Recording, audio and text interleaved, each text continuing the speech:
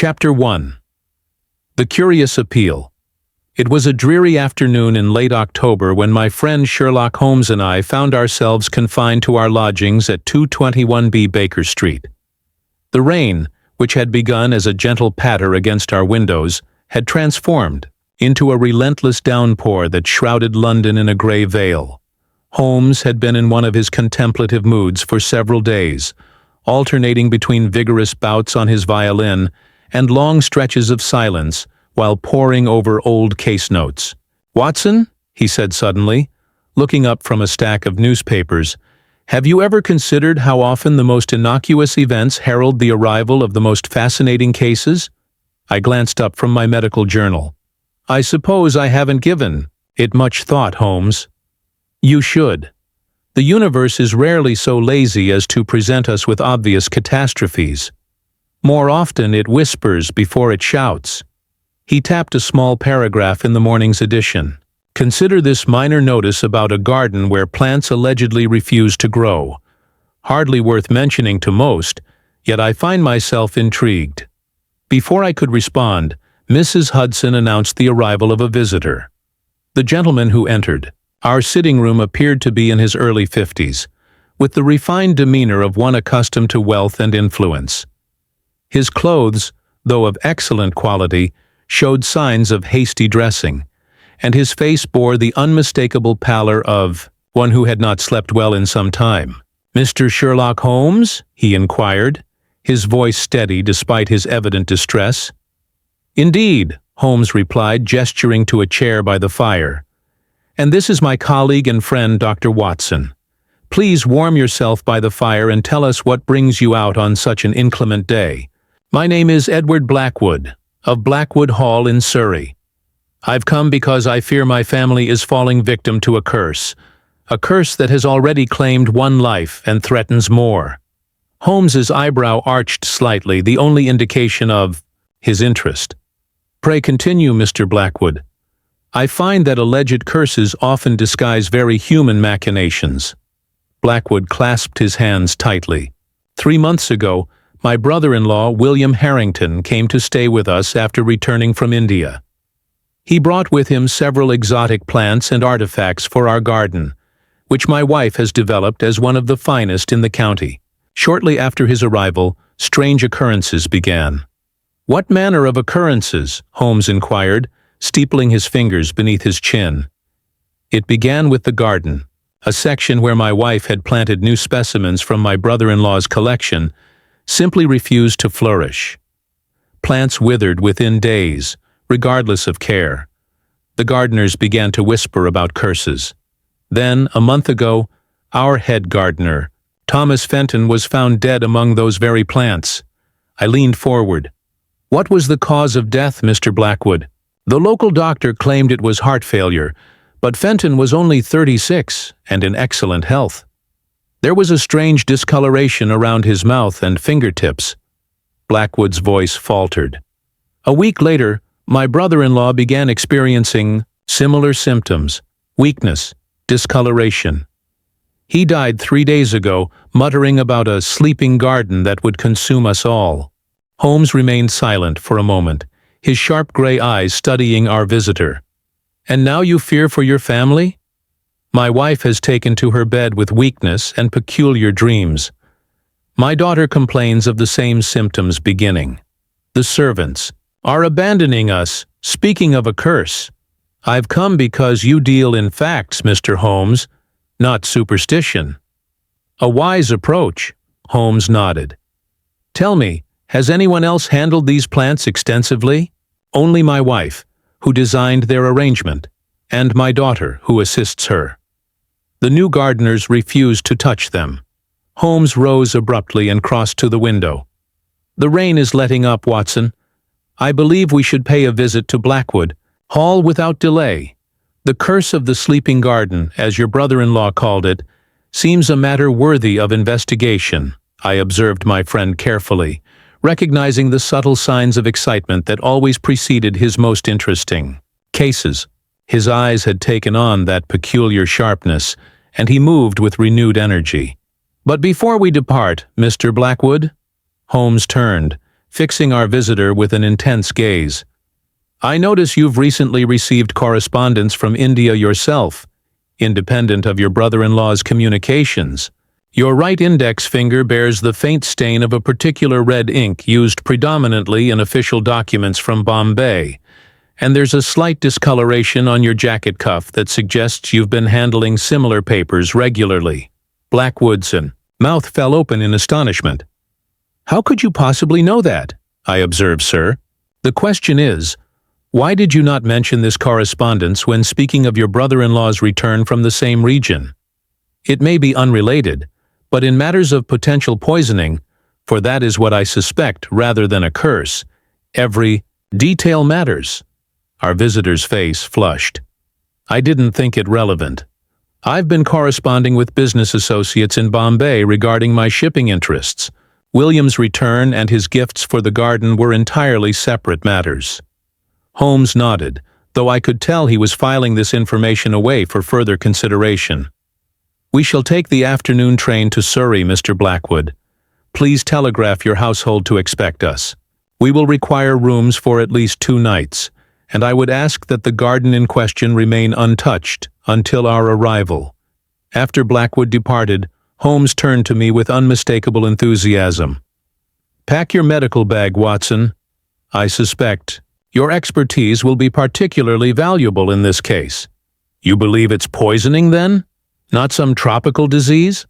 "I believe it is deliberate and calculated, though whether the vector is the plants themselves or something else remains to be seen." He paused, already halfway to his room to pack. "The sleeping garden, Watson. A poetic name for something that, I suspect, is far more sinister than supernatural." As I gathered my medical supplies, I could not shake a feeling of foreboding. Holmes had been correct. The universe often whispers before it shouts, and in the case of Blackwood Hall, I feared we were about to hear its most terrible cries. Chapter 2. Blackwood Hall. The journey to Surrey passed quietly, with Holmes deep in thought for most of the trip. The countryside rolled past our window, autumn colors muted under the gray sky, occasional raindrops streaking the glass like tears. I had learned over the years not to disturb my friend during these periods of intense concentration. "Tell me, Watson," he said suddenly as our train began to slow, "what do you know of botanical poisons from the Indian subcontinent?" I considered, for a moment. "There are several deadly specimens. The marking nut tree can cause severe blistering if ingested. Certain species of nightshade and datura are indigenous to the region. The seeds of the latter induce powerful hallucinations before death. There's also the odollam tree, sometimes called the suicide tree, whose seeds contain a potent cardiac glycoside?" "Excellent." Holmes nodded approvingly. "And might any of these cause the symptoms described by Mr. Blackwood? The weakness? The discoloration? Possibly, though the specific pattern might help narrow it down. There's also the matter of exposure route. Ingestion, inhalation, or absorption through the skin could all present differently." Holmes tapped his fingers against the window frame, his eyes scanning the horizon as Blackwood Hall came into view. "I suspect we are dealing with something quite specific, Watson. A poison intended to mimic natural illness, administered with great deliberation." Blackwood Hall proved to be an impressive estate, a grand Tudor mansion with modern additions, set amidst expansive grounds. Despite the recent rainfall, the approach was immaculately maintained, with elegant topiaries and formal beds displaying the last blossoms of autumn. Yet as our carriage drew closer, I noticed a subtle shift in the landscape. A section to the east of the main house appeared strangely withered, the plants brown and lifeless despite the surrounding greenery. "Observe, Watson," Holmes murmured, following my gaze. "Our sleeping garden, I presume. Note how precisely defined the area of decay is, almost as if it follows artificial boundaries rather than natural spread patterns." We were greeted at the entrance by Blackwood himself, who appeared even more haggard than during his visit to Baker Street. The lines around his eyes had deepened, and his complexion had taken on an ashen quality that spoke of sleepless nights. "Thank "You for coming so quickly, Mr. Holmes, Dr. Watson. My wife's condition has worsened since this morning. She drifts in and out of consciousness, and when awake, speaks of shadows moving in the garden at night. I should like to examine her, if I may," I offered immediately. "Of course, doctor. Our local physician visits daily but confesses himself baffled." Holmes, however, was already scanning the entrance hall with his characteristic intensity. "Before that, I would like to see the garden where both deaths occurred. Time may be of the essence." Blackwood hesitated, glancing upstairs. "Certainly, though I should warn you that the servants refuse to accompany anyone there now. My butler gave notice yesterday, citing unnatural occurrences." "All the better," Holmes replied. "We shall not be disturbed." The path to the eastern garden took us through a glass conservatory filled with lush tropical specimens, palms reaching toward the ceiling, orchids displaying their exotic blooms, and ferns creating a verdant understory. Holmes paused frequently, examining certain plants with his pocket lens but offering no comment. When we finally emerged into the area Blackwood had called the sleeping garden, the contrast was stark. Here, what had clearly been designed as an exotic display garden had transformed into a scene of botanical decay. Withered vines clung to ornate trellises, and empty beds showed signs of recently removed plants. A peculiar scent hung in the air, not merely the expected odor of decomposition, but something sharper, almost medicinal. "We've been pulling out the dead specimens," Blackwood explained. "My wife couldn't bear to see her creation dying. She would stand at her window for hours, watching the garden wither." Holmes knelt beside one of the beds, running his gloved fingers through the soil. "This earth has been treated differently than the rest of your garden. There's a distinct granularity and color variation. William, my brother-in-law, insisted on special soil preparations for his specimens. He brought specific fertilizers from India that he claimed were essential for the exotic varieties to thrive in England's climate." Holmes extracted a small sample into a glass vial. "And where are these fertilizers stored?" "In the garden shed, though most were used immediately upon his arrival. William supervised the application himself, refusing even to allow the head gardener to handle the mixtures directly. As we approached the small stone building at the garden's edge, I caught a glimpse of movement near the main house, a pale face at an upper window quickly withdrawn. Holmes, ever observant, followed my gaze with a slight narrowing of his eyes. "That would be my daughter, Rebecca," Blackwood explained, his voice softening. "She keeps watch over her mother and rarely leaves the east wing now. She has begun complaining of headaches and disturbed sleep, the early symptoms that preceded my wife's collapse." The garden shed contained the usual array of tools and supplies. Holmes focused immediately on several unmarked clay containers arranged on a high shelf. He carefully opened one, sniffing its contents before extracting a small sample. "Your brother-in-law's special fertilizers, I presume?" Holmes asked, examining the grainy substance. Blackwood nodded. "He was quite secretive about their composition, said they were ancient formulations known only to certain botanical specialists in remote regions of northern India. His specimens were truly remarkable when first planted, unlike anything seen in English gardens before." "Indeed," Holmes murmured, his expression revealing nothing as he secured the samples in his coat pocket. "Now, show me precisely where your gardener was found." Blackwood led us to an ornate stone bench positioned to overlook what must once have been a vibrant floral display. The bench itself was carved with intricate patterns of intertwining vines and flowers, now covered with a thin layer of neglect. Here, he appeared to have simply sat down and ceased to be. There was no sign of struggle or distress, merely that strange discoloration around his lips and fingertips that I mentioned. Holmes circled the area slowly, his keen eyes missing nothing. Suddenly he stopped, bending to retrieve something partially hidden beneath a withered shrub. I caught a glimpse of what appeared to be a small metallic object before it disappeared into his pocket without comment. "Watson, I believe you should attend to Mrs. Blackwood now, while I examine the remaining specimens more thoroughly. Mr. Blackwood, did your brother-in-law leave any notes, journals, or correspondence regarding his botanical interests? Yes, quite extensive. I had them moved to the library after his death. The thought of entering his room became uncomfortable for the household. Excellent. I shall require access to those as well. Holmes turned back to the dead garden, already lost in examination, as Blackwood led me toward the house. As we departed, I glanced back to see Holmes extracting yet another soil sample, his face set in lines of deep concentration. Whatever secrets the sleeping garden held, I knew my friend would not rest until he had uncovered them all, regardless of how dangerous they might prove to be. Chapter 3. Lady of the Manor Blackwood led me through the east wing of the mansion, our footsteps echoing against the polished oak floors. Despite the grandeur of the house, with its ancestral portraits and exquisite furnishings, there was an unmistakable atmosphere of tension. The few servants we passed averted their eyes and hurried along, while the normally innocuous creaking of an old house seemed somehow more ominous than usual. My wife's condition began with headaches and fatigue, Blackwood explained as we ascended a curved staircase. Nothing unusual at first. She has always suffered from occasional migraines.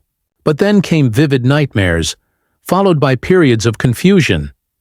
Now she barely recognizes me on some days. We paused outside an ornately carved door at the end of a long corridor. Through a nearby window, I could see the withered garden below, its decay even more pronounced from this elevated vantage point. The view explained why Mrs. Blackwood had been so affected by watching her beloved creation wither. The east wing provided an unobstructed panorama of the declining garden. "Please, prepare yourself, Doctor," Blackwood said quietly. "Caroline has changed considerably." The bedchamber was dimly lit, heavy curtains drawn against the afternoon light despite the room's eastern exposure. The air was thick with the scent of illness and medicinal preparations. In a large four-poster bed lay a woman who I presumed had once been beautiful, but whose features were now drawn and waxy. Her hair, prematurely streaked with gray, lay limp against the pillows, and her hands, resting atop the counterpane, showed the same bluish discoloration around the fingertips that Blackwood had described in The Gardener. Beside the bed sat Rebecca Blackwood, her slender frame bent forward in an attitude of exhausted vigilance. She looked up as we entered, her dark eyes momentarily showing surprise before settling into wary acknowledgement. "Rebecca, this is Dr. Watson, colleague of Mr. Sherlock Holmes," Blackwood introduced me. "He wishes to examine your mother." The young woman rose, smoothing her dark blue dress. "Has Mr. Holmes found anything in the garden?" she asked directly, her voice lower and more assured than I had expected. "He is still investigating," I replied, moving toward the bed. "I thought it best to attend to your mother while daylight remains." "Of course." She stepped aside but did not leave the room. "I've been keeping detailed notes of mother's symptoms and the progression of her illness. The local doctor seems at a loss, prescribing only sedatives and broths." I approached Mrs. Blackwood, noting immediately the irregular pattern of her breathing and the slight tremor in her hands. Her eyes were half open but unfocused, seemingly fixed on something beyond the confines of the room. "Mrs. Blackwood," I said gently, "I am Dr. Watson. May I examine you?" She turned slowly toward my voice, her gaze gradually focusing on my face. "The flowers are speaking again," she whispered, her voice thin and dry. "They know who poisoned them. They whisper it in the night." Rebecca moved swiftly to her mother's side. "It's the fever, doctor. She speaks of strange things when it rises." I took Mrs. Blackwood's pulse, rapid and thread, and noted the elevated temperature of her skin. The discoloration around her fingertips was unlike anything I had encountered in my medical practice, a bluish-purple hue that extended beneath the nails. "How long has this discoloration been present?" I asked, examining her hands more closely. "It began about 10 days ago," Rebecca answered. "First just at the very tips, then spreading. It's the same with her toes. After a thorough examination, I found several concerning symptoms: dilated pupils that responded sluggishly to light, a peculiar rash along the forearms, and most tellingly, a slight bluish tinge to the lips that suggested some form of cyanosis. Has she complained of any particular pains? Digestive disturbances, perhaps?" I inquired, listening to her heart with my stethoscope. "Stomach pains initially," Rebecca confirmed, "and she said her hands burned, especially after working in the garden. We thought it might be a reaction to some new plant, but the burning sensation spread even after she stopped gardening." Throughout my examination, Mrs. Blackwood drifted between lucidity and confused muttering.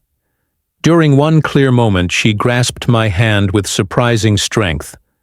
"The sleeping garden," she whispered urgently. "It wasn't meant to sleep.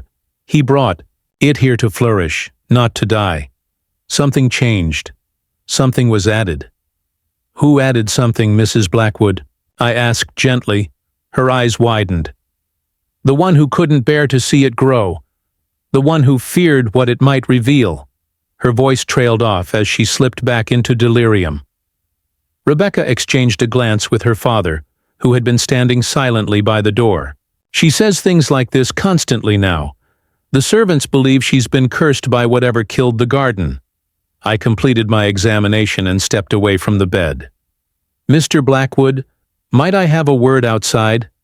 I kept my voice professionally neutral, though the medical puzzle before me was as perplexing as it was alarming.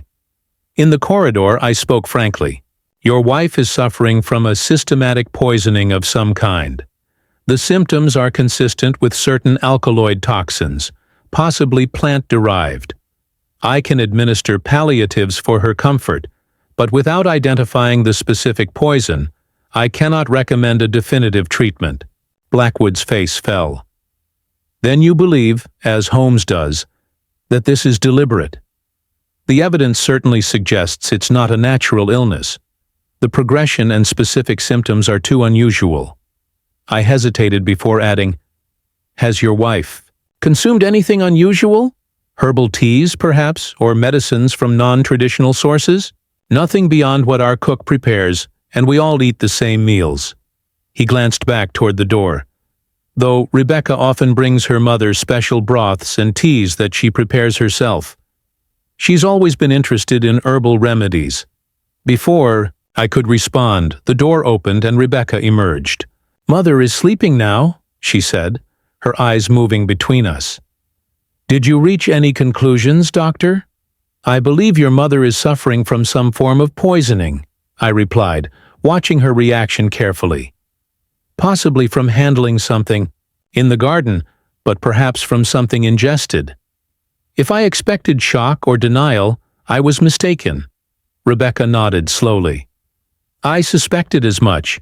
That's why I've been making her purifying teas with herbs from our kitchen garden, well away from the eastern beds. I've even tested them on myself first."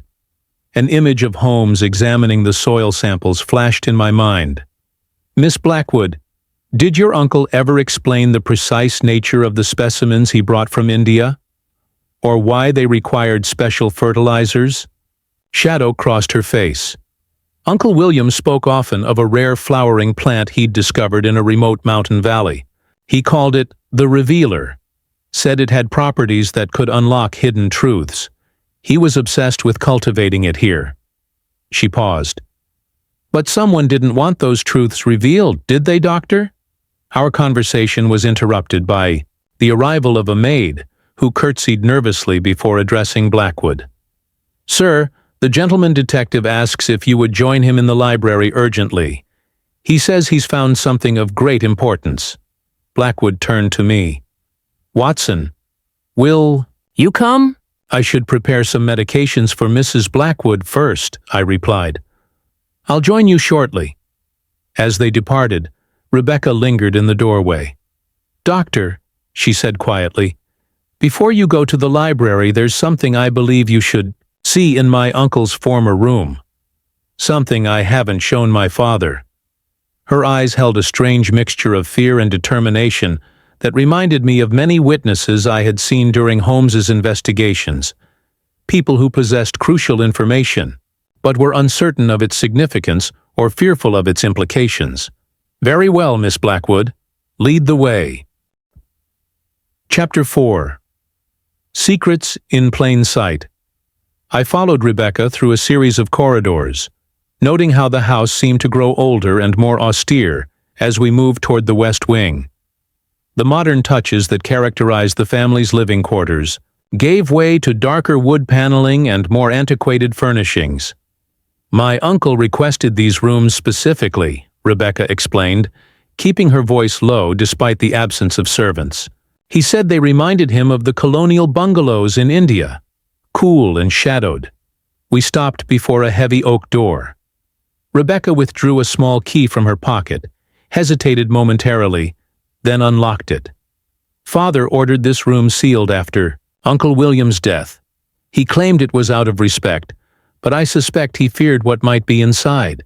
The room beyond was spacious but cluttered, bearing the unmistakable signs of a naturalist's obsession. Glass specimen cases lined one wall, filled with pressed plants, butterflies, and beetles mounted on pins. A large desk dominated the center, covered with papers, botanical sketches, and several open journals. The faint, musty scent of dried plants hung in the air. "You've been here before," I observed, noting the relative lack of dust compared to what would be expected in a sealed room. Rebecca inclined her head. "Uncle William confided in me.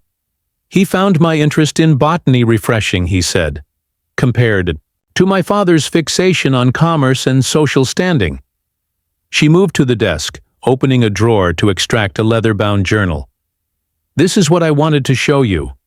The journal was filled with meticulous sketches of plants, alongside notes. In a cramped, educated hand, Rebecca turned to a page marked with a silk ribbon. "This is the plant he called the Revealer, the one he was most eager to grow in our garden." The illustration showed an unusual flowering plant with elongated leaves and bell-shaped blooms, annotations in the margins, detailed soil requirements, optimal growing conditions, and propagation methods. But what caught my attention were the notes on the facing page. "Extraordinary properties confirmed.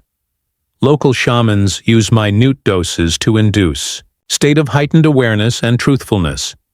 Larger amounts dangerous. Toxic effect accumulates in system gradually.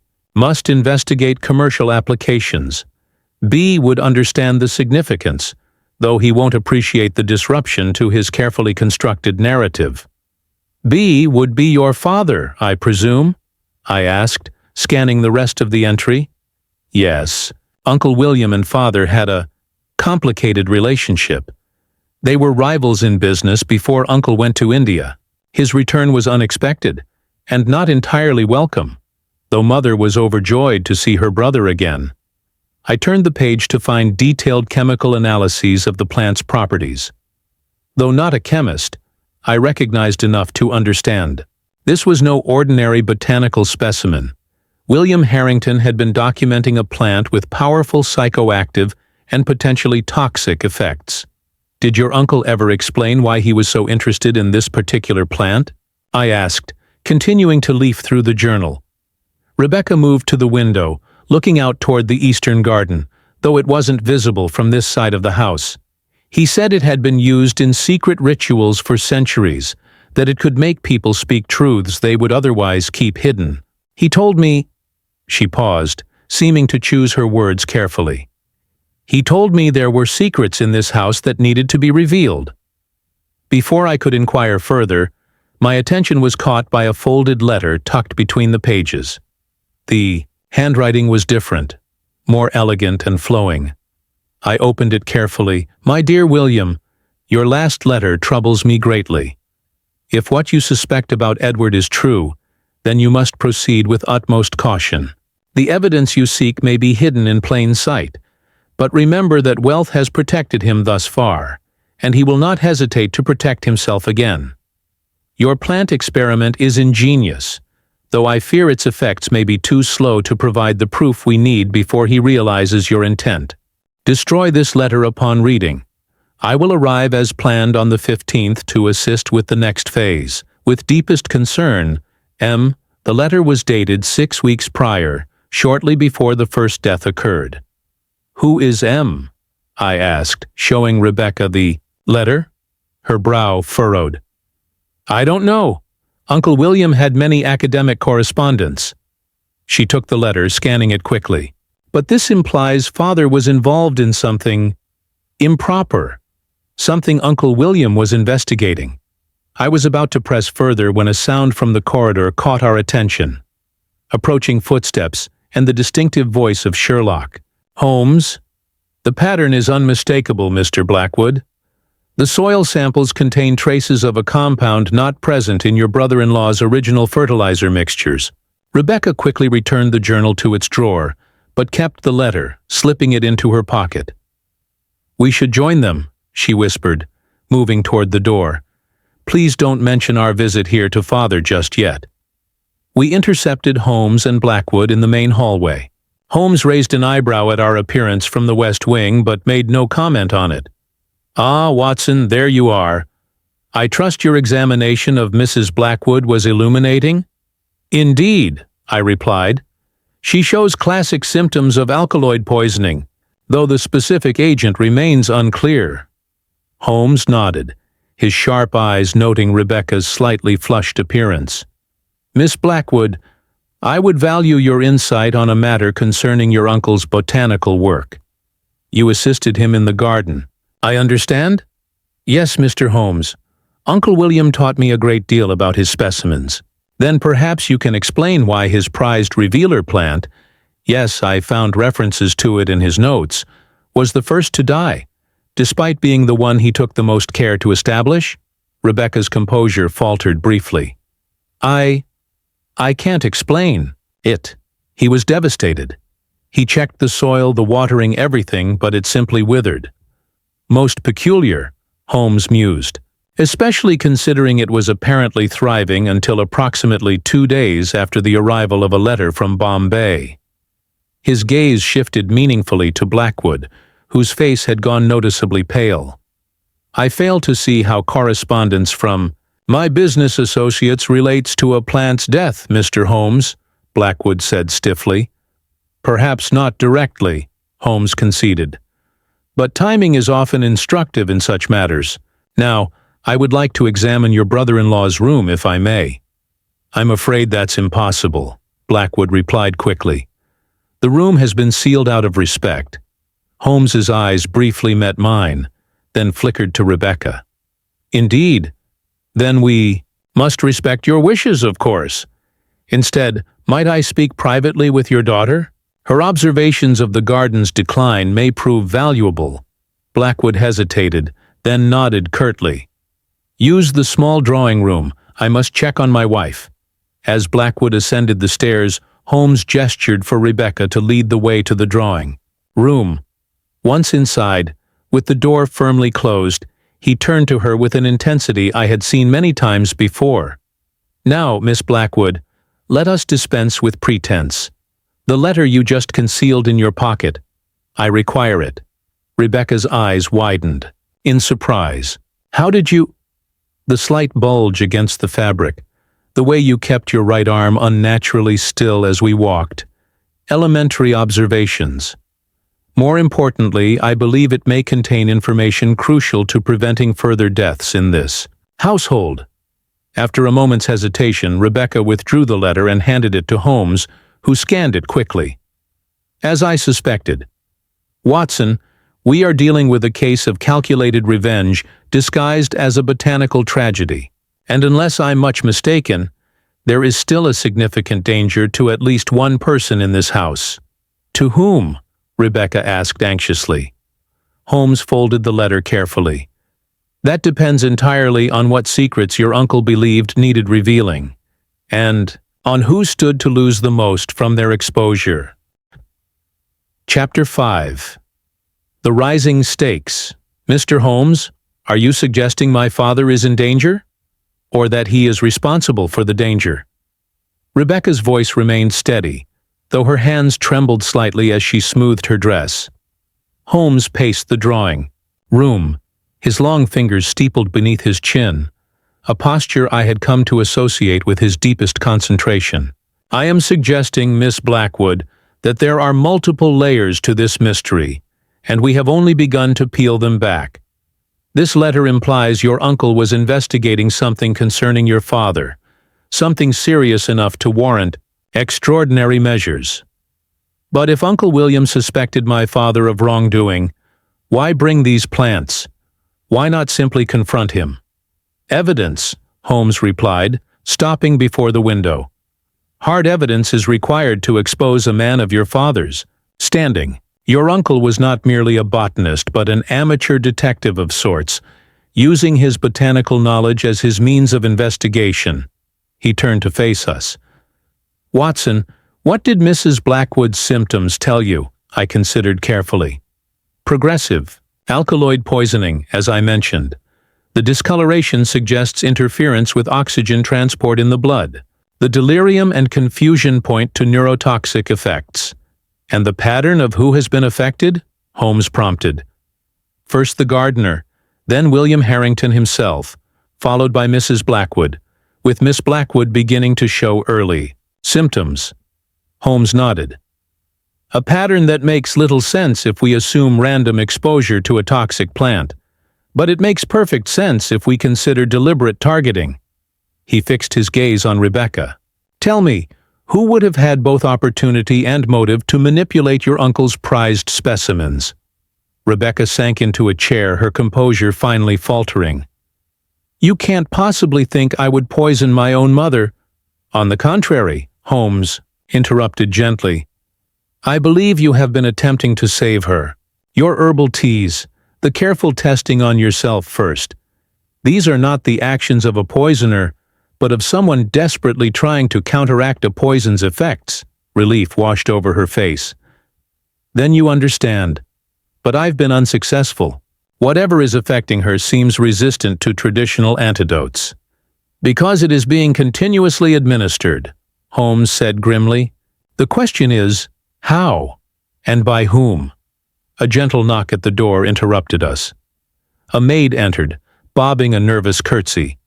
Begging your pardon, miss, but the master asks if you would join him in Mrs. Blackwood's room. She's taken a turn, and the one doctor from the village has arrived. Rebecca rose immediately.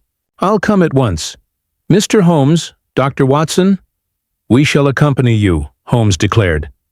The timing is most significant. As we hurried through the corridors, I couldn't help but notice Holmes scanning every doorway, every intersection, as if mapping the house's layout in his mind. When we reached Mrs. Blackwood's chamber, we found a scene of controlled chaos. Blackwood stood near the bed, his face ashen, while a portly gentleman I took to be the local doctor bent over Mrs. Blackwood, who was thrashing weakly against the bedclothes. She suddenly became agitated, Blackwood explained, his voice tight, crying out about shadows and gardens. Then she began to convulse. The village doctor straightened up. I've administered a sedative. The convulsions suggest her condition is worsening. I've seen nothing like it in 30 years of practice. Holmes stepped forward. Dr. Morrison. Ernest Morrison. Dr. Morrison, I am Sherlock Holmes, consulting detective. This is my colleague, Dr. Watson. We believe Mrs. Blackwood is suffering from a specific botanical poison. Has she been given anything in the past hour? Food, drink, medicine? Dr. Morrison frowned. Nothing beyond the usual remedies. Miss Blackwood's herbal tea earlier, and just now, my own tincture to calm the seizures. Holmes's eyes narrowed. And who brought the tea? I prepared it myself, Rebecca interjected. As I always do. But who carried it up? Holmes pressed. Rebecca hesitated. One of the maids. Agnes, I believe. Holmes turned to Blackwood. Where is this maid now? I don't know. Attending to her duties, I presume. Find her, Holmes ordered. Immediately. As Blackwood left to summon the maid, Holmes knelt beside the bed, examining Mrs. Blackwood closely. Her breathing had stabilized, but the bluish tinge around her lips had deepened alarmingly. With a small magnifying glass, he inspected her fingertips, then the cup on her bedside table. "Watson, smell this," he said, handing me the cup. I detected the expected herbal fragrance, but beneath it, something sharper, almost metallic. "There's something unusual here. Not just the herbs." "Precisely. And look at this." Holmes pointed to a nearly invisible residue at the bottom of the cup. A powder, not fully dissolved. Most would attribute it to sediment from the herbal mixture, but observe its crystalline structure. Before I could examine it more closely, Blackwood returned, his expression troubled. "Agnes cannot be found. According to the housekeeper, she left the house claiming to feel unwell immediately after serving my wife's tea." "As I feared," Holmes muttered. He straightened up. "Mr. Blackwood, your household has been infiltrated. This Agnes, how long has she been in your employ?" "Only 3 weeks. She came with excellent references after our previous maid left suddenly. References that would, I suspect, prove fraudulent upon examination. Watson, we must act quickly. The poison is working faster now, delivered in more concentrated doses." "But why?" Rebecca asked. "What purpose does any of this serve?" Holmes's expression darkened. "I believe we'll find answers in the library, among your uncle's papers. But first," he turned to Dr. Morrison. "Doctor, Mrs. Blackwood requires activated charcoal if you have it, and continual monitoring. The poison appears to be a derivative of datura combined with another agent I haven't yet identified. Watson will assist you." As Morrison nodded and began preparing his medical bag, Holmes drew me aside. "I need you here, old friend. Keep Mrs. Blackwood stable while I confirm my suspicions. Miss Blackwood should remain with her mother. She may still be at risk herself." "At risk from whom?" I asked quietly. "From someone who believes the Blackwood family harbors a terrible secret. Someone who arranged for William Harrington's botanical expertise to expose that secret, only to find Harrington himself became an obstacle." Holmes's voice dropped further. "The maid's disappearance confirms we're dealing with a deliberate external agent, not merely family intrigue. Should we alert the authorities?" "Not yet. Our opponent is too careful, too methodical. Local police involvement would likely drive them further into hiding." He gripped my shoulder. "Be vigilant, Watson. I believe matters will come to a head before nightfall." With that cryptic warning, Holmes departed for the library, leaving me to assist Dr. Morrison in stabilizing Mrs. Blackwood. As I worked, I couldn't shake the feeling that the house itself seemed to be holding its breath, waiting for a final act of revelation or retribution to unfold.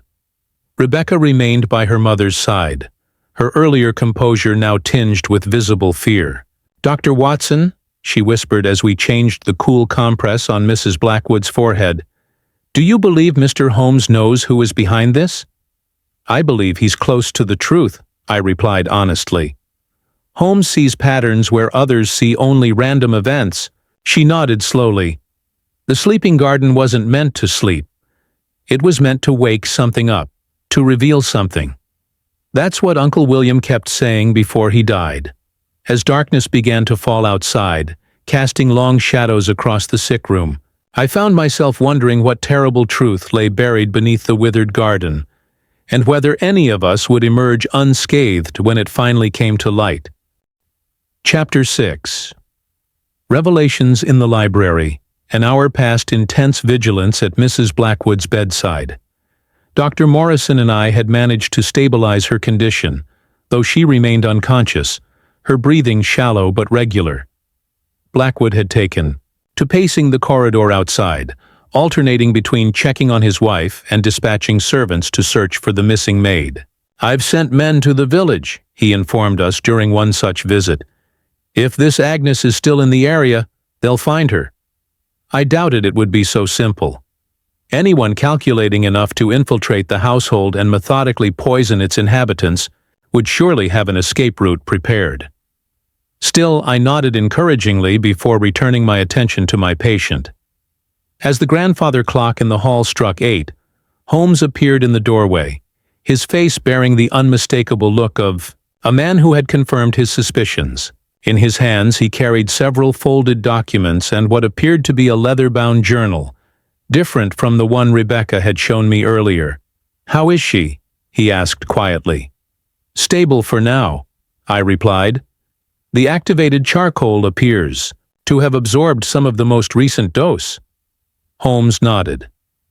"Mr. Blackwood, a word in private, if you please. What I've discovered requires your immediate attention." Blackwood hesitated, glancing at his wife. "Can it not wait until morning? I'd prefer not to leave Caroline." "I'm afraid it cannot," Holmes said firmly. "This concerns matters of life and death, and explains why your household has been targeted."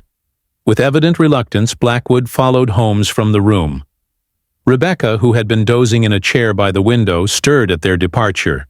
"Should I go with them?" she asked, rubbing her eyes. "Your father will inform you of anything you need to know," I assured her, though in truth I was intensely curious about what Holmes had discovered. "Your mother needs you here." Rebecca nodded, moving to take her mother's hand. "She feels cooler now. Is that a good sign?" "It suggests the fever is abating," I confirmed, "though we must remain vigilant." Dr. Morrison excused himself to refresh his supplies, leaving Rebecca and me alone with the patient. After ensuring Mrs. Blackwood was comfortable, I moved to the window, gazing out at the darkness that had enveloped the estate. The eastern garden was barely visible, a patch of deeper shadow against the night. "Dr. Watson," Rebecca said suddenly, "I've been thinking about Uncle William's notes. He mentioned the revealer had properties that induced truthfulness. What if—" She broke off as the door opened, expecting her father's return. Instead, a slight figure slipped into the room, a young woman in a maid's uniform, her face partially obscured by a shawl. My hand moved instinctively to my pocket where I kept my service revolver, but the woman raised her hands in a placating gesture. "Please," she whispered, "I am not here to cause harm. I am Marianne Harrington." "Harrington?" Rebecca rose from her chair. "Are you related to my uncle?" "His daughter." The woman lowered her shawl, revealing features that indeed resembled the late William Harrington, the same high forehead and determined set of the jaw. "I came to England when I received word of his death. I've been working here as Agnes to discover the truth." I kept my hand near my weapon. "You've been poisoning this household." She shook her head vehemently.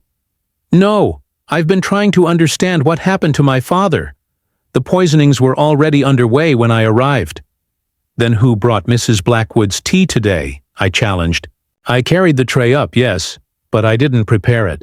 I suspected it was being tampered with, so I took a sample." She withdrew a small vial from her pocket. "I was going to have it analyzed in the village." Before I could respond, we heard raised voices from the direction of the library. Blackwood and Holmes, their discussion having apparently escalated into an argument. Rebecca moved toward the door, but I motioned her to stay with her mother. "I'll see what's happening," I said. "Keep an eye on both these women." The corridor was dark, save for a single gas light, casting long shadows as I made my way toward the library.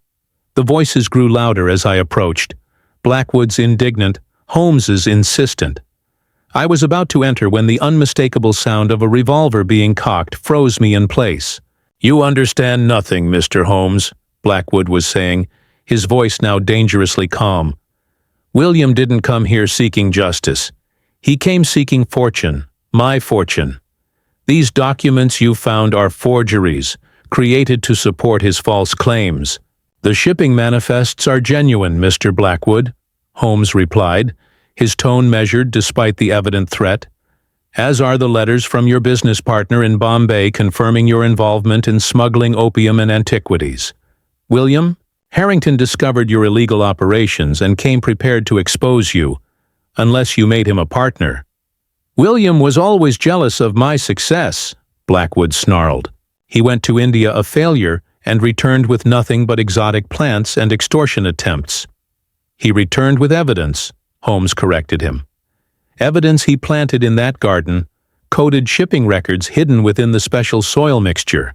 The revealer plant was designed to grow around these hidden documents, gradually exposing them as its root system developed. Quite ingenious, really. I eased the door open a fraction, enough to see Blackwood holding a revolver trained on Holmes, who stood calmly by the desk, documents spread before him. And when you discovered this plan, Holmes continued, you began systematically poisoning the garden with a compound that would kill both the plants and anyone who handled them extensively. The gardener was an unfortunate casualty. William Harrington was your primary target. Your wife and daughter, collateral damage you were prepared to accept. Blackwood's hand tightened on the revolver.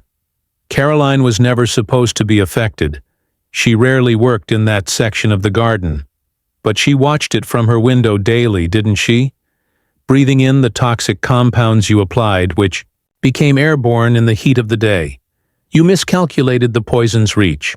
I had drawn my own revolver and was preparing to intervene when a soft footfall behind me caused me to turn.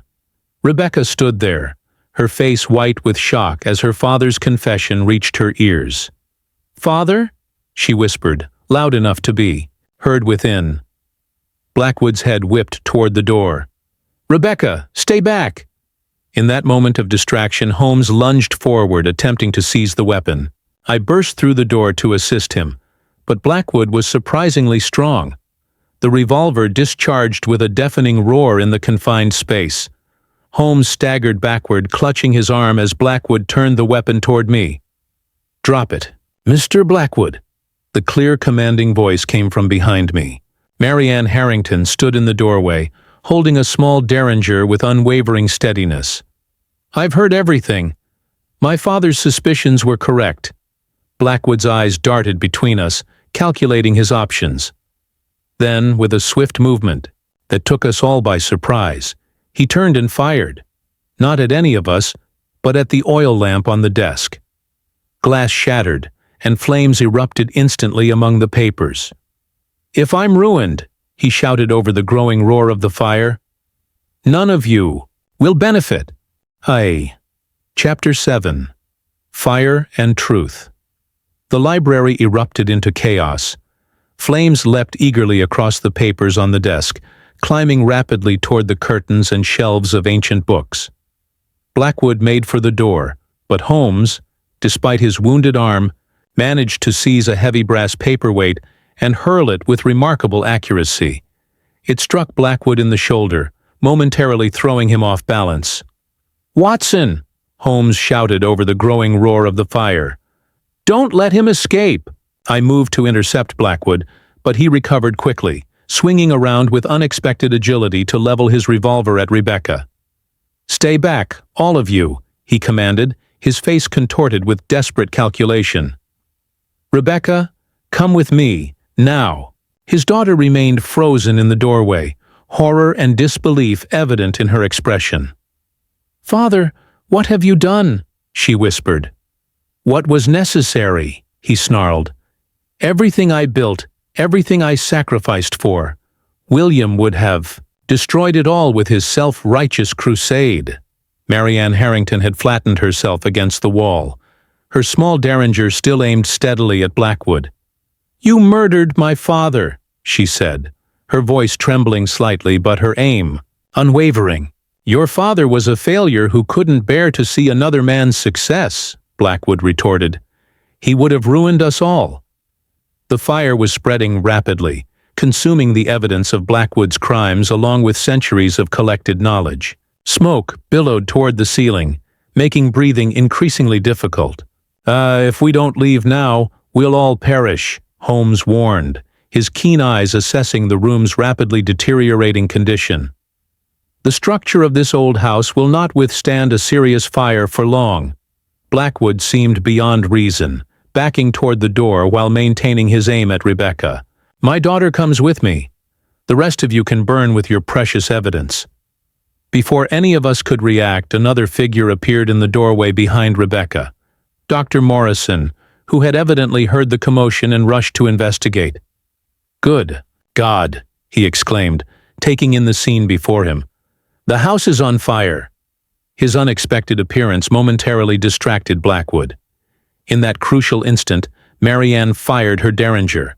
The small weapon made a surprisingly loud report, and Blackwood staggered, the revolver falling from his grasp as he clutched his right forearm where the bullet had struck. I lunged forward, seizing the fallen weapon while Holmes moved swiftly to secure Blackwood. But our immediate danger had not passed. The fire was now racing along the bookshelves, creating an inferno of irreplaceable volumes and family records. "We must evacuate the house," Holmes declared, binding Blackwood's wrists with his own necktie despite the man's pained protests. "Watson, help me gather what evidence we can salvage." "Mrs. Blackwood cannot be moved," Dr. Morrison objected. "She must be," Holmes insisted. "The fire will spread through these old timbers like drought-stricken grass." While Holmes and I hastily collected what documents we could from areas not yet reached by the flames, Rebecca seemed to emerge from her shocked stupor. "Marianne," she said, turning to the young woman who still stood with her spent derringer, "help Dr. Morrison with my mother. There's a small summer house beyond the rose garden. Take her there." In the midst of crisis, Rebecca had found a commanding presence I wouldn't have expected from one so young. She turned to her father, now secured and bleeding from Marianne's shot, his face a mask of thwarted rage. "You poisoned your own family," she said, her voice cold with controlled fury. "You killed Uncle William and endangered Mother's life, all to protect your criminal enterprises." "I built everything we have," Blackwood shouted. "Your comfort, your education, your precious gardens, all paid for by my business acumen." "Your criminal conspiracy," Holmes corrected, gathering the last of the salvageable papers. "Mr. Blackwood, your business acumen extended to smuggling opium hidden inside rare antiquities, using your respectable shipping company as a cover." The ceiling beams above us emitted an ominous cracking sound. Time was running dangerously short. "Out! Everyone out now!" I urged, ushering the group toward the door. The smoke had grown so thick that we were forced to crouch below it to breathe. We stumbled into the corridor to find several terrified servants had gathered, drawn by the sounds of the gunshots and the growing smell of smoke. "The house is burning," Holmes announced. "Begin evacuating immediately. Gather all residents in the front gardens, well away from the structure." As the alarm spread through the household, we joined the rush toward the main entrance, pausing only to ensure Mrs. Blackwood was being safely transported by Dr. Morrison and two stalwart footmen who had procured a makeshift stretcher. Outside, the night air felt blissfully cool after the inferno of the library. We gathered on the gravel drive, watching as flames became visible through the windows of the west wing.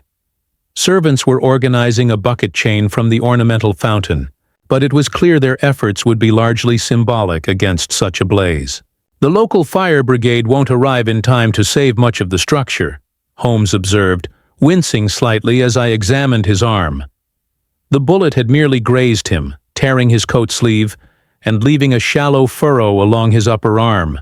"The house matters less than the truth," Marianne said, watching the flames with an expression that mingled satisfaction and sorrow. "My father suspected Edward Blackwood for months before he finally gathered enough evidence to confront him." Rebecca stood a short distance away, overseeing her mother's placement in the summer house, her face illuminated by the glow of the burning manor. She looked suddenly older, the weight of the evening's revelations evident in her bearing. "How did you know to come as a maid?" I asked Marianne, bandaging Holmes' arm with a handkerchief as we waited for the authorities to arrive. One of the stable boys had been dispatched on horseback to alert both the fire brigade and the local police. "My father's last letter warned me of his suspicions," she replied. When news came of his death, I knew I had to investigate discreetly. A new household staff member seemed the perfect disguise. Holmes, despite his injury and the chaos surrounding us, had that particular gleam in his eye that I recognized as satisfaction at a puzzle solved. "The Sleeping Garden," he mused. A most apt name, though not for the reasons the household believed. It wasn't cursed. It was a dormant repository of evidence, designed to gradually reveal its secrets. William Harrington created a botanical time capsule with documents that would be exposed as the plants grew. "And Father realized this," Rebecca said, rejoining our group. Her voice was steady, though her eyes reflected the dancing flames consuming her ancestral home. "So he poisoned the garden to destroy the evidence, and anyone who knew of it." Blackwood, seated on the gravel with his bound hands and wounded arm, glared up at his daughter. "You understand nothing of what I've built, what I've protected." "I understand enough," she replied coldly. "You were willing to sacrifice Mother's life to protect your reputation and fortune." As the distant sound of the fire brigade's bells reached us, Holmes turned to Rebecca. "Your mother should recover now that the poisoning has ceased. The effects of the toxin will gradually diminish, though complete recovery may take time." In the orange glow of the burning manor, with the sleeping garden now visible as a dark patch against the illuminated landscape, I marveled at how Holmes had once again unraveled what had seemed to be supernatural occurrences, revealing the all-too-human motivations beneath. "There will be a reckoning beyond tonight," Holmes said, watching as the local constabulary finally arrived, summoned by the stable boy. "But the Garden of Secrets has yielded its final harvest." Chapter 8. Ashes and Revelations. The dawn broke over Blackwood Hall, or what remained of it. The fire brigade had managed to contain the blaze to the west wing, though not before it had consumed the library and several adjacent rooms. The east wing, thankfully, stood largely untouched, preserving Mrs. Blackwood's chambers and, ironically, William Harrington's sealed room with its wealth of botanical documentation. We had spent the night in a curious vigil, gathered in the summer house, where Mrs. Blackwood rested under Dr. Morrison's watchful eye. Holmes, despite his injury, had remained alert, conferring quietly with the local police inspector who had arrived with the fire brigade. Blackwood himself had been taken to the village jail, his wound tended to and his future now in the hands of the justice system. As the first tentative rays of sunlight filtered through the rose garden, Holmes beckoned me to join him on a walk toward the eastern garden, the sleeping garden that had been the nexus of our investigation. "I wish to show you something, Watson, before we depart for London," he said, his face showing the fatigue of our sleepless night, yet animated by that intellectual satisfaction I knew so well. The morning air was crisp with autumn's edge, tinged with the lingering smell of smoke. As we approached the withered garden, I noticed Holmes carried a small trowel he had procured from one of the gardeners. "You solved the case with remarkable speed, Holmes," I commented as we walked, "though I confess some details still elude me." The essential facts became clear once I examined William Harrington's correspondence and journals, he replied. The man was methodical in documenting his suspicions about his brother-in-law's business dealings in India. What he lacked was concrete proof, shipping manifests, financial records, correspondence with accomplices. "And these were the documents you found in the library?" "Some of them." Harrington had managed to obtain copies through connections in Bombay, but they were insufficient for legal action without additional corroboration. Holmes paused as we reached the central area of the dead garden. That's where his botanical ingenuity came into play. Holmes knelt beside one of the empty beds where the prized revealer plant had once stood. With the trowel, he carefully began to dig. "Harrington created what might be called a botanical safe," he continued. Using his specialized knowledge of soil chemistry and plant behavior, he buried the most damning evidence throughout this garden, knowing that as his specially selected plants grew, their root systems would gradually bring the sealed packages to the surface. "Ingenious," I remarked. The garden itself would reveal the truth over time. Precisely. But Blackwood, who had maintained his criminal activities with great caution for years, grew suspicious when Harrington insisted on this special garden with its unusual soil requirements. When he discovered what his brother-in-law intended, he took drastic action. Holmes' trowel struck something solid about 8 inches below the surface. Carefully, he excavated a small metal container, sealed with wax, and wrapped in oilcloth. The poisoning was calculated to appear like a natural botanical failure, a cursed garden. First, the head gardener, who had helped prepare the soil and might have eventually discovered the hidden containers. Then Harrington himself, who posed the immediate threat. But Mrs. Blackwood was never intended to be a victim. I believe not. Her poisoning was, as I mentioned to Blackwood, a miscalculation. The toxin he applied to the soil became airborne in particular weather conditions, especially affecting those who spent time near open windows overlooking the garden. We made our way back toward the summer house, the metal container secure in Holmes's coat pocket. Rebecca and Marianne Harrington were seated on a stone bench nearby, deep in conversation. 2 young women united by tragedy and deception, yet finding common ground in their shared experience. "Will Mrs. Blackwood recover fully?" I asked as we approached. "I believe so, now that the source of poisoning has been removed. The human body has remarkable resilience, Watson, when no longer under attack." Rebecca looked up as we neared. The night's events had left visible traces in her drawn face, but there was a new resolve in her bearing, a strength forged in crisis. "Mr. Holmes," she acknowledged. "Dr. Watson, you've been examining the garden?" "Recovering the last piece of evidence your uncle concealed," Holmes replied, producing the container. "This, along with what we salvaged from the library, should be sufficient to ensure your father faces justice for his crimes." "And to clear my father's name," Marianne added, quietly. "He wasn't delusional or vindictive, he was seeking truth." "Indeed," Holmes agreed. "William Harrington was a man of science who used his botanical knowledge to serve justice. A most creative application of specialized knowledge." Rebecca's gaze drifted toward the east wing of the house. "Mother was awake earlier. She seems clearer, more present than she has in weeks. Dr. Morrison is cautiously optimistic." "As am I," I assured her. "With proper care and the elimination of the toxin, she should improve steadily." "What will you do now?"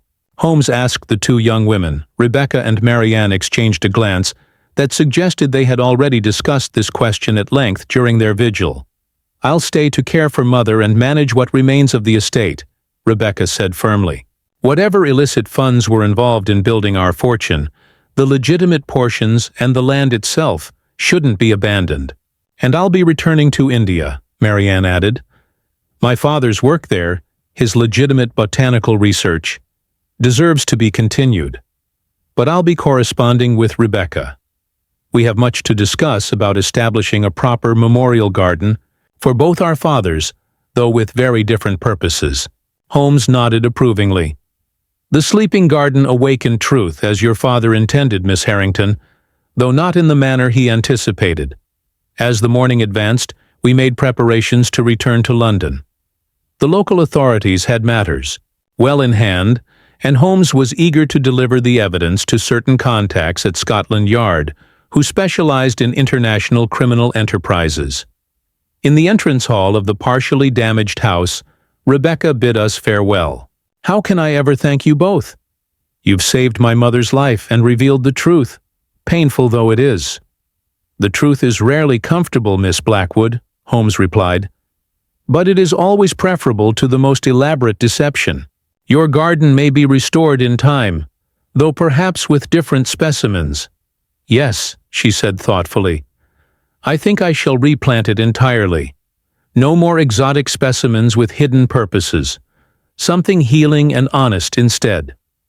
As our carriage pulled away from Blackwood Hall, I glanced back at the imposing structure, scarred by fire yet still standing, much like the family it housed.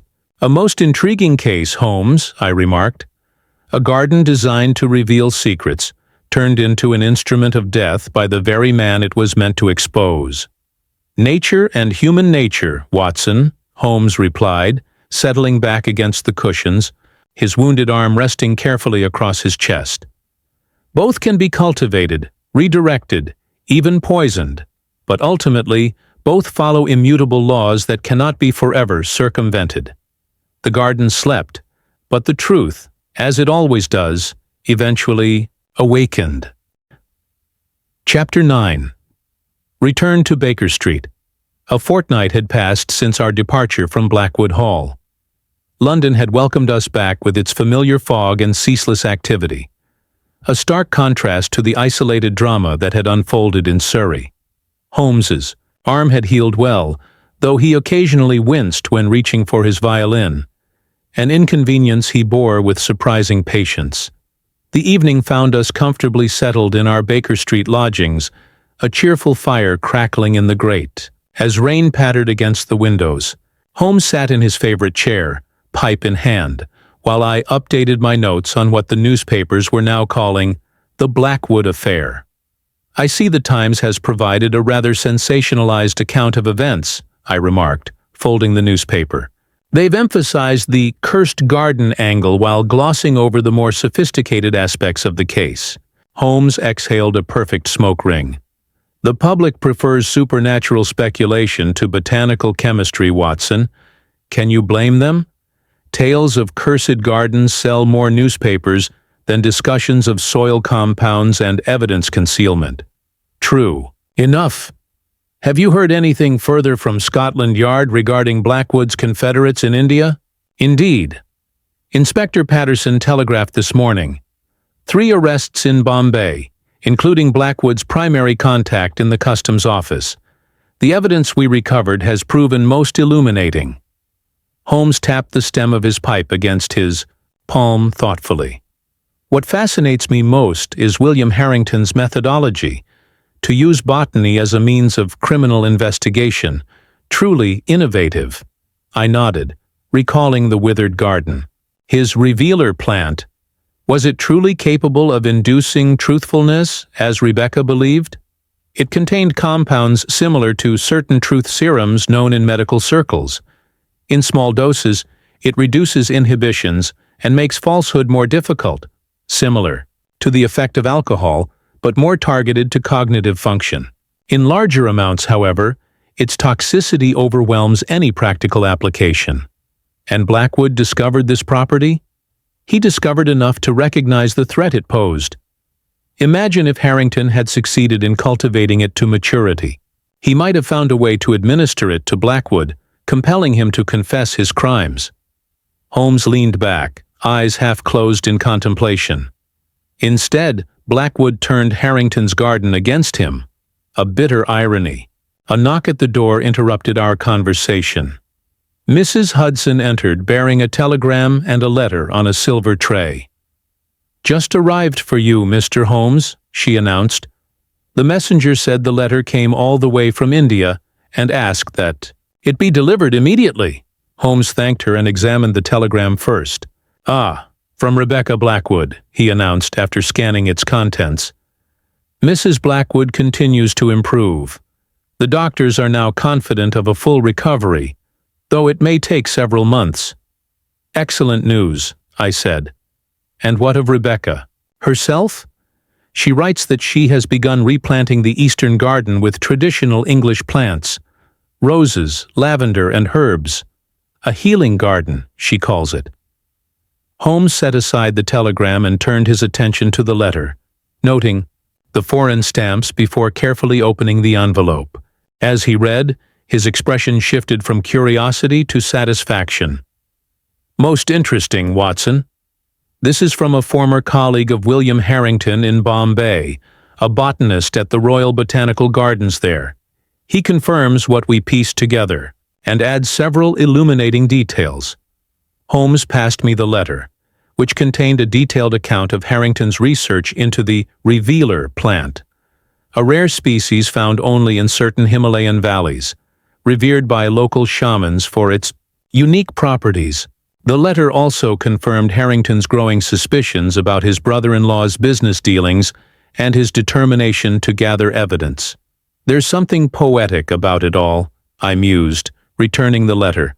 A man using the natural world to uncover unnatural acts, though it cost him his life. Yes, though his work ultimately achieved its purpose, albeit posthumously. Blackwood will stand trial next month, and given the evidence against him, conviction is certain. Holmes rose and moved to the window, gazing out at the rain-slicked streets below. I received a brief note from Marianne Harrington before she sailed for India. She expressed her gratitude and her intention to continue her father's legitimate botanical research. And Rebecca? What future awaits her now that her family's reputation is in tatters? A challenging one, certainly, but she strikes me as remarkably resilient. The estate remains mostly intact, and her mother's family name is untarnished. Society has a short memory for scandal when accompanied by sufficient dignity and wealth. Holmes turned back to me. Besides, she and Marianne have formed a connection that may prove valuable to both of them. I wouldn't be surprised if their correspondence leads to collaborative work in botanical research. The clock on the mantelpiece chimed 9. Holmes retrieved his violin case, opening it with the care of a parent checking on a sleeping child. It strikes me, Watson, that gardens are not unlike investigations. Both require patience, careful cultivation, and an understanding that what appears on the surface may bear little resemblance to what lies beneath. Both can be poisoned by malevolent intervention, and both, when properly tended, eventually reveal their secrets. He lifted his violin, testing the strings. The sleeping garden has awakened, its secrets exposed to the light. Another case concluded, though not without its cost. As Holmes began to play, a hauntingly beautiful melody of his own composition, I reflected on the curious case of Blackwood Hall. What had begun as a seemingly supernatural curse had revealed itself as something far more mundane, yet no less sinister. Human. Greed and the desperate acts undertaken to preserve ill-gotten gains. The music swelled, somehow capturing both the melancholy of lives lost and the satisfaction of truth revealed. Outside, the rain continued its steady rhythm, washing the city clean as Holmes's deductions had cleansed the mystery of its supernatural trappings. In my mind's eye, I could see the eastern garden at Blackwood Hall, its withered remains being cleared away to make room for new growth. Like the garden, the Blackwood family would eventually recover, though forever changed by what had transpired. Rebecca would plant her healing garden, Mrs. Blackwood would regain her strength, and the house itself would bear the scars of that night's fire as a reminder of how quickly deception can consume everything in its path. Holmes concluded his piece, with a flourish, the final notes hanging in the air like a question awaiting an answer. "You know, Watson," he said thoughtfully, returning the violin to its case, "of all the cases we have encountered, those involving family often prove the most complex. The bonds of blood can either illuminate the truth or obscure it entirely." "Indeed," I agreed. "Though in this instance, it was a garden that ultimately brought the truth to light." "Yes," Holmes smiled faintly. "The sleeping garden awakened, and with it, justice for those who could no longer speak for themselves." Outside, the rain ceased, and a momentary break in the clouds allowed a sliver of moonlight to penetrate our windows. A fitting conclusion to a case that had moved from darkness into light, from deception into truth, from a curse into an explanation that, while tragic, restored order to a world briefly thrown into chaos. Chapter 10. The final piece. 3 months after our return from Blackwood Hall, when London was fully embraced by summer's warmth, Holmes received a telegram that once again drew our attention to the curious affair of the sleeping garden. We had been following the case from afar through newspaper accounts of Edward Blackwood's trial, which had created something of a sensation in London society. The revelation that a respected businessman had engaged in opium smuggling while attempting to murder his own family had provided the scandal sheets with weeks of material. Holmes was engaged in a chemical experiment involving tobacco ash when Mrs. Hudson delivered the telegram.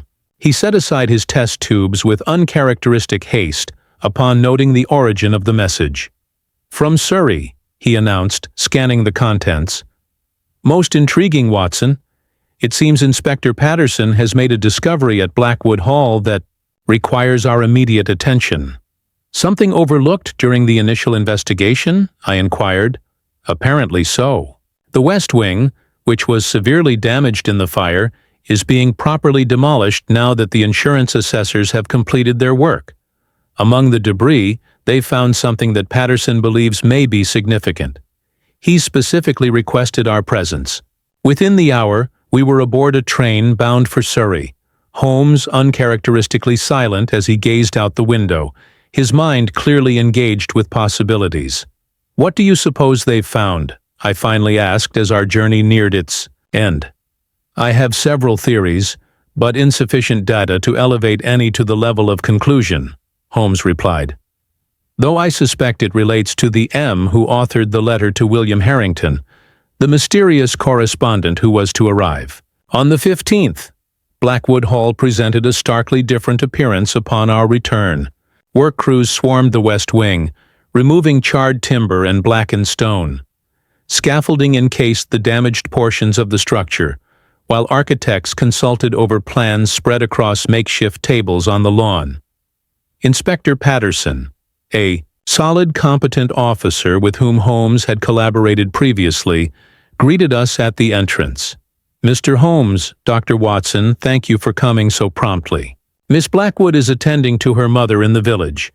They've taken temporary residence there during the reconstruction, but she has been informed of your arrival and will join us shortly." "You've found something significant, I gather," Holmes prompted, keen eyes already scanning the activity around the damaged wing. "Indeed. If you'll follow me." Patterson led us through the bustling worksite to a cordoned-off area where a tarpaulin protected something from the elements. With a dramatic flourish that suggested he had developed a flair for theatrics since our last meeting, he pulled back the covering. Beneath lay the remnants of what appeared to be a hidden compartment built into the library wall, now exposed by the fire and subsequent demolition. Within this space rested a metal box, its surface scorched but intact, roughly the size of a large book. "The workers discovered this yesterday," Patterson explained. "It was concealed behind a false panel that would have gone unnoticed had the fire not revealed it. The box was locked, but—" He produced a small key. "This was found in William Harrington's effects, which Miss Blackwood has been sorting through." Holmes examined the box without touching it. "And you've not opened it?" I thought it best to wait for your expertise. Given the complexity of this case and its international implications, I didn't wish to risk compromising potential evidence. Holmes nodded approvingly. "A wise decision, Inspector." He donned his gloves before carefully lifting the box. Substantial weight, reinforced corners. This was designed to protect its contents not merely from discovery but from damage. Fire. Perhaps, though, that proved only partially successful. Using the key Patterson provided, Holmes unlocked the box with a practiced movement.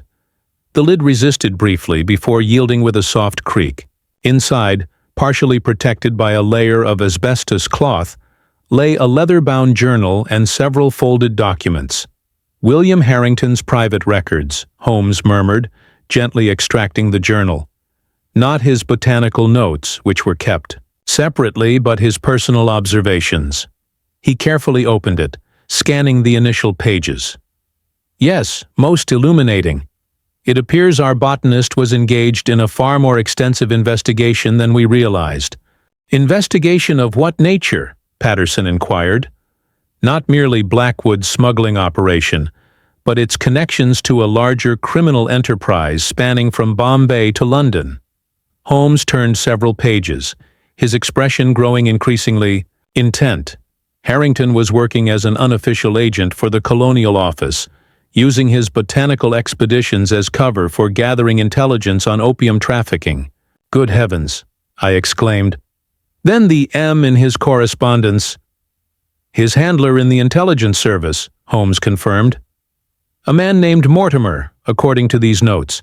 He was scheduled to arrive at Blackwood Hall on the 15th, 3 days after Harrington's death. The sound of carriage wheels on gravel announced a new arrival. Through the skeletal remains of the West Wing, we observed Rebecca Blackwood descending from a small dog cart. She wore simpler attire than during our previous meeting, practical clothes suited to overseeing reconstruction, rather than the fine dresses of a society maiden. The past months had evidently continued her transformation from sheltered daughter to determined young woman managing a crisis. She joined us with quick, purposeful steps. "Mr. Holmes, Dr. Watson, I'm told you've made a discovery." Holmes indicated the box and its contents. "Your uncle's private journal, Miss Blackwood.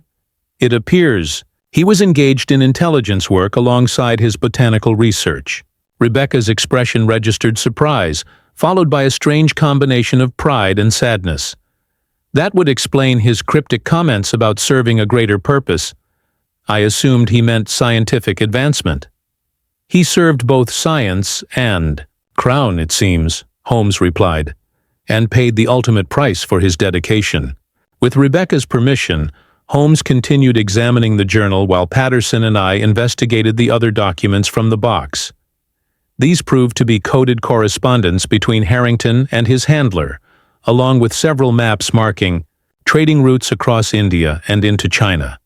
"Your uncle was tracking not just your father's activities, but an entire network," Holmes explained to Rebecca. Blackwood was merely one link, albeit an important one, in a chain that stretched from the opium fields of India to the streets of London. "Then his death served their purposes," Rebecca said bitterly. "Indeed. By eliminating Harrington, your father not only protected himself, but also the larger organization." Holmes carefully replaced the journal in the box. "These documents will be invaluable to the authorities working to dismantle the network." As we walked back toward the main entrance of the house, Rebecca paused to gaze at the eastern garden, which had been partially replanted with conventional English specimens, roses, lavender, and herbs. The transformation from exotic mystery to familiar beauty was still underway, much like the renovation of the house itself. "It's strange," she mused. "My father destroyed Uncle William's garden to protect his secrets. Yet in doing so, he ultimately exposed them more completely than the garden ever could have." "The irony of deception," Holmes replied, "is that it invariably contains the seeds of its own revelation. Your uncle understood this, I believe. Even in death, his careful preparations ensured the truth would eventually emerge." Before departing, Rebecca showed us a small greenhouse that had been erected near the eastern garden. Inside, protected from the elements, grew several specimens that she identified as descendants of her uncle's prized plants, cultivated from seeds he had stored separately from the main garden. "Marianne sent instructions from India on how to germinate them," she explained. "They won't be used as my uncle originally intended, to reveal criminal activities, but they may still serve truth in their own way. Dr. Morrison is researching their potential medicinal properties." As our train pulled away from the station later that afternoon, Holmes was unusually reflective. "The sleeping garden has yielded its final secret, Watson. William Harrington was not merely an amateur investigator, but a man operating at the highest levels of colonial intelligence. Using botany as his cover," I added. "Ingenious, really." "Indeed. His botanical knowledge was genuine, his passion for plants real, which made his cover all the more effective." Holmes tapped the copy of the journal that Patterson had permitted him to bring to London for further analysis. "The garden may have slept, but the truth was merely germinating beneath the surface, waiting for the proper season to emerge." Before departing, Rebecca showed us a small greenhouse that had been erected near the eastern garden. Inside, protected from the elements, grew several specimens that she identified as descendants of her uncle's prized plants, cultivated from seeds he had stored separately from the main garden. Marianne sent instructions from India on how to germinate them, she explained. They won't be used as my uncle originally intended, to reveal criminal activities, but they may still serve truth in their own way. Dr. Morrison is researching their potential medicinal properties. As our train pulled away from the station, later that afternoon, Holmes was unusually reflective. The sleeping garden has yielded its final secret, Watson. William Harrington was not merely an amateur investigator, but a man operating at the highest levels of colonial intelligence. Using botany as his cover, I added. Ingenious, really. Indeed. His botanical knowledge was genuine, his passion for plants real, which made his cover all the more effective. Holmes tapped the copy of the journal that Patterson had permitted him to bring to London for further analysis. The garden may have slept, but the truth was merely germinating beneath the surface, waiting for the proper season to emerge. The train rounded a bend, giving us a final distant view of Blackwood Hall standing proudly despite its damaged wing. A fitting metaphor, perhaps, for the family it housed. Like the carefully tended plants in Rebecca's new greenhouse, they had weathered a terrible season but found a way to continue growing toward the light. A most satisfactory conclusion to a complex case, Holmes remarked. Blackwood imprisoned, his criminal network exposed, his family freed from both his deceptions and the lingering effects of his poisons. He closed the journal with finality. The garden has awakened at last, Watson, and with it justice for William Harrington. Chapter 11. The waking hour, autumn, had returned to London by the time the full implications of William Harrington's journal became apparent. Holmes had spent weeks collaborating with officials from the Home Office and Colonial Office, deciphering the coded portions of the documents and mapping the extensive criminal network they revealed. I saw little of my friend during this period, as these consultations often extended late into the night and required the utmost discretion. On a particularly blustery October evening, almost exactly a year after we had first received Edward Blackwood, in our Baker Street lodgings, Holmes returned from a lengthy meeting at Whitehall with an air of finality about him. "It is done, Watson," he announced, hanging his coat and hat with precise movements that betrayed his exhaustion. The last of the principal figures in the opium ring has been apprehended. A simultaneous operation in Bombay, Singapore, and London's Docklands has dismantled what may have been the largest smuggling operation of the decade. "Remarkable," I said, pouring him a much-needed brandy. "And all stemming from a supposedly cursed garden in Surrey." "From William Harrington's meticulous work," Holmes corrected, accepting the glass gratefully. The man was extraordinarily thorough. His botanical notebooks contained coded information about shipping routes, contacts, and distribution methods, all disguised as observations about plant propagation and soil chemistry. No wonder Blackwood was so desperate to destroy the garden and its custodian. Indeed, what appeared to be merely a family dispute concealed international implications. Holmes sipped his brandy, staring into the fire. "I've received a letter from Mortimer, Harrington's handler. He confirms that they had been building their case for nearly 3 years. Harrington's position as a respected botanist gave him access to remote regions where opium production was centered, allowing him to track shipments from their source. The crackling fire and howling wind outside created a cocoon of contemplative silence around us. Holmes seemed unusually affected by the conclusion of this case, perhaps due to the personal sacrifice it had entailed. "There is to be a private commendation," he said finally. "Posthumous recognition of Harrington's service. Rebecca has been invited to receive it on her uncle's behalf. Will she attend?" "Yes, though the true nature of the ceremony will remain confidential. To the public it will appear to be a botanical society honoring Harrington's scientific contributions." Holmes set down his empty glass, which, in fairness, were also considerable. The man managed to advance both imperial security and botanical science simultaneously. A remarkable achievement. A telegram arrived the following morning, addressed to both Holmes and myself. It was from Rebecca Blackwood, requesting our presence at Blackwood Hall for what she described as the awakening of the garden. An intriguing invitation, Holmes remarked. "Shall we accept, Watson?" The reconstructed Blackwood Hall greeted us with renewed vitality when we arrived 2 days later. The damaged west wing had been rebuilt in a style that complemented the original architecture while appearing noticeably lighter and more open. Gone was the brooding atmosphere that had pervaded the estate during our first visit. In its place was an air of purposeful renewal. Rebecca welcomed us in the entrance hall, which had been redecorated with botanical prints and watercolor landscapes, replacing the somber ancestral portraits that once dominated the space. "Mr. Holmes, Dr. Watson, I'm delighted you could come. Mother is much improved and looking forward to seeing you both. She's in the conservatory, which has become her favorite retreat." We followed Rebecca through the house, which felt transformed, not merely by physical renovation, but by a fundamental shift in atmosphere. Light streamed through newly enlarged windows, and the staff we passed appeared relaxed rather than fearful. Mrs. Blackwood awaited us in a beautiful glass conservatory that connected the house to the eastern garden. Though still thin, she had regained color in her cheeks and clarity in her eyes.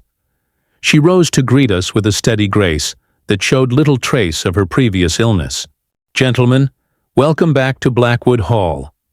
Though it is perhaps Harrington Hall now, as I've reverted to my maiden name." She gestured for us to join her at a small table set with tea. "Rebecca has kept me informed of all developments, including the true nature of my brother's work. William always had a talent for keeping secrets, even from those closest to him. A necessary precaution in his line of work, Mrs. Harrington," Holmes replied, "though I believe he trusted you and your daughter more than anyone." "Yes, in his way," she smiled sadly. "He left us clues that we failed to recognize until it was too late. But his work continues in more ways than one." After tea, Rebecca led us to the eastern garden, the once cursed sleeping garden that had been the nexus of our investigation. The transformation was remarkable. Where withered specimens had once created a scene of botanical decay, now flourished an organized collection of plants, arranged in concentric circles around a central feature, covered by a cloth. "The garden is designed as both memorial and working laboratory," Rebecca explained. "The outer rings contain traditional medicinal herbs. The inner circle features surviving specimens from Uncle William's collection, those with beneficial properties, rather than the more dangerous varieties." Several gardeners were at work among the plants, carefully tending to each section under the supervision of a familiar figure, Dr. Morrison, who greeted us warmly. "The doctor has become our resident expert on medicinal applications," Rebecca explained. "He's been documenting the effects of various preparations derived from these plants." "With remarkable results," Morrison added enthusiastically. "Particularly from the modified revealer specimens Miss Harrington sent from India. They produce a mild sedative effect that helps patients with nervous conditions without the damaging properties of conventional treatments." At the center of the garden stood what appeared to be a covered statue. Rebecca led us toward it, where a small gathering had assembled, including several distinguished-looking gentlemen whom Holmes immediately identified as representatives from the Colonial Office. "We've chosen today for the official dedication," Rebecca explained. 1 year from when Uncle William's work was nearly destroyed." She turned to address the assembled group. "My uncle believed in the power of truth to emerge, no matter how deeply buried. His garden was designed as both a scientific endeavor and a mechanism for revealing what had been hidden." At her nod, 2 gardeners carefully removed the cloth covering the central feature. Revealed beneath was not a statue but an elegant bronze sundial mounted on a stone pedestal. Inscribed around its circumference were the words, "Truth, like the sun, may be obscured but never extinguished." "A fitting tribute," Holmes murmured approvingly. As if responding to the unveiling, a shaft of sunlight broke through the clouds, casting the sundial's shadow precisely on an inscription, marking the hour. "The waking hour," Rebecca said softly. Uncle William would have appreciated the symbolism. After the ceremony, as the officials departed and the gardeners returned to their work, Holmes lingered by the sundial, examining its craftsmanship with appreciation. "Your uncle's legacy extends far beyond these grounds, Miss Blackwood," he observed. "The dismantling of the smuggling network will save countless lives that might have been lost to the opium trade." "Yes," she agreed, "though I sometimes wonder if he knew the full cost his investigation would exact. Not just his life, but the dissolution of our family as we knew it." Holmes considered this thoughtfully. "In my experience, those who pursue truth rarely have the luxury of choosing its consequences." William Harrington planted seeds, both literal and figurative, knowing he might not live to see them flower. That requires a particular kind of courage. As we prepared to depart, Mrs. Harrington presented Holmes with a small wooden box containing seeds from the garden. "For your own experiments, Mr. Holmes." William would have wanted his work to continue in the hands of someone who values truth as he did. During our train journey back to London, Holmes examined the seed box with uncharacteristic sentimentality. "A remarkable conclusion to a remarkable case," I observed. "Not a conclusion, Watson," Holmes corrected me. "In botany, as in justice, there is never truly an end, only cycles of revelation and renewal. The garden sleeps, the garden wakes, and with each cycle, something new is learned." Chapter 12. Full circle. 2 years had passed since the case of the sleeping garden first came to our attention. London had endured several seasons of fog and rain, while Holmes and I had tackled numerous cases, some noteworthy enough to join, my published accounts, others too sensitive for public consumption. Yet the Blackwood affair, with its unique blend of botanical intrigue and international conspiracy, remained distinctive in our memories. On a crisp spring morning, Holmes received a small package delivered by a private courier rather than the regular post. The careful handling suggested its contents were of particular value. "From India, judging by the stamps and sealing wax," Holmes observed, examining the parcel before opening it with his customary precision. Inside lay a leather journal and a sealed glass vial containing what appeared to be dried leaves and small white flowers. A letter accompanied these items, written in an elegant feminine hand. "From Marianne Harrington," Holmes confirmed after scanning the first few lines. "She has completed her father's work on the revealer plant. This is her comprehensive study, documenting both its botanical properties and its potential applications." I examined the vial with interest. "These are specimens of the plant itself?" "Indeed, specially preserved to maintain their chemical properties." Holmes thumbed through the journal with evident appreciation for its meticulous detail. "She has succeeded in isolating the compound that induces truthfulness while eliminating the toxic elements. A significant achievement. Does she intend to publish her findings?" "Only partially. The medicinal applications will be shared with the scientific community, but the compound's potential for investigative use will remain confidential, shared only with certain official agencies." Holmes set the journal aside. "She mentions that Rebecca, who now goes by Rebecca Harrington, has established the garden at Blackwood Hall as a recognized botanical research center. They have secured funding from both scientific institutions and discreetly from government departments interested in the security applications. A fitting legacy for William Harrington, I remarked. His work continues on both fronts. Indeed, and there is more? Holmes extracted a formal invitation from the package. They are hosting an international botanical conference next month, with a special exhibition dedicated to plants used in medicine and law enforcement throughout history. We are invited as honored guests. Holmes surprised me by expressing immediate interest in attending, despite his usual reluctance to participate in social gatherings.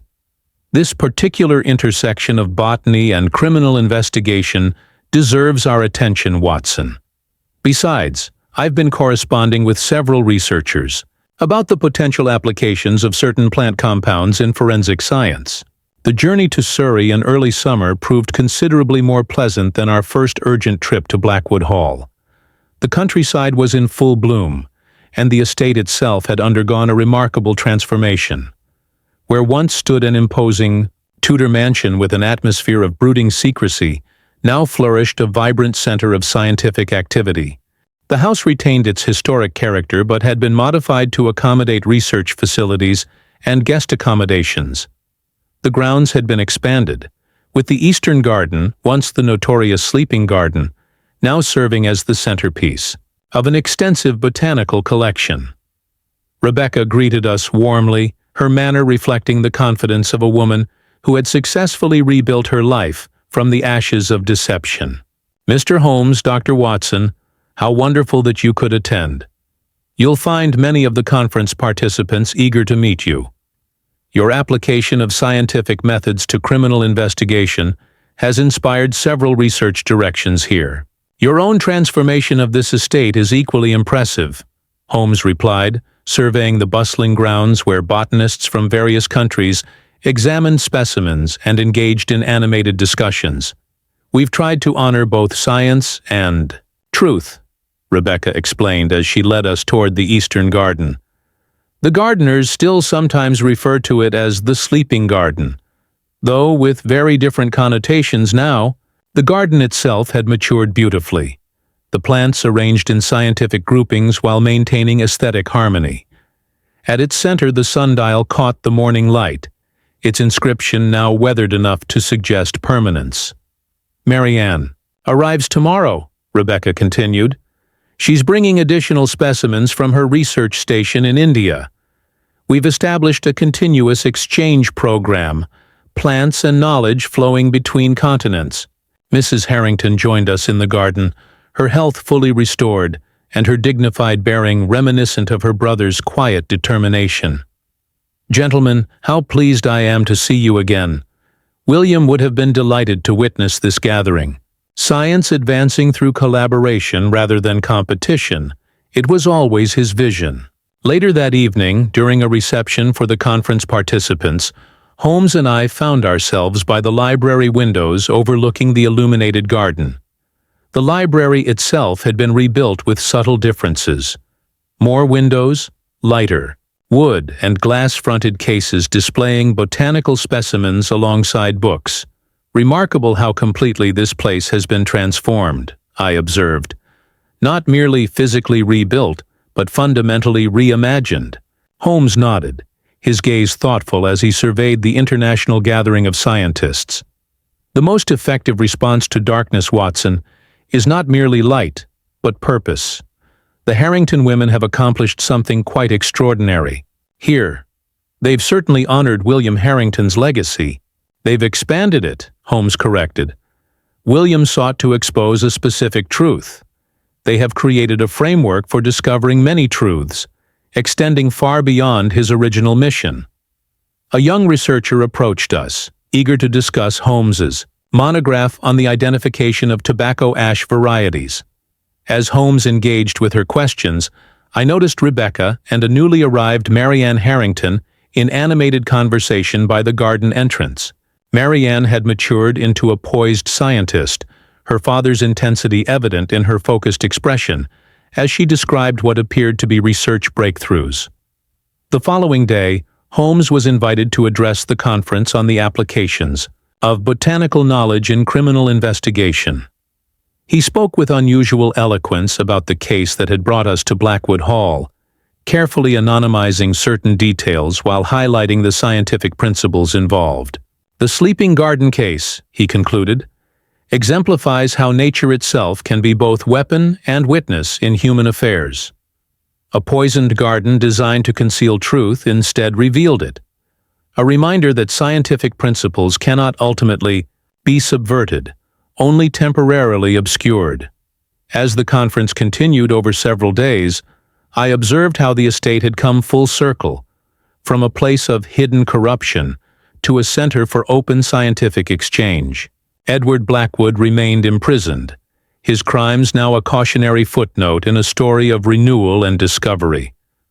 On our final evening, Rebecca presented Holmes with a small plant in a ceramic pot, a specially cultivated variant of the revealer, with delicate white flowers.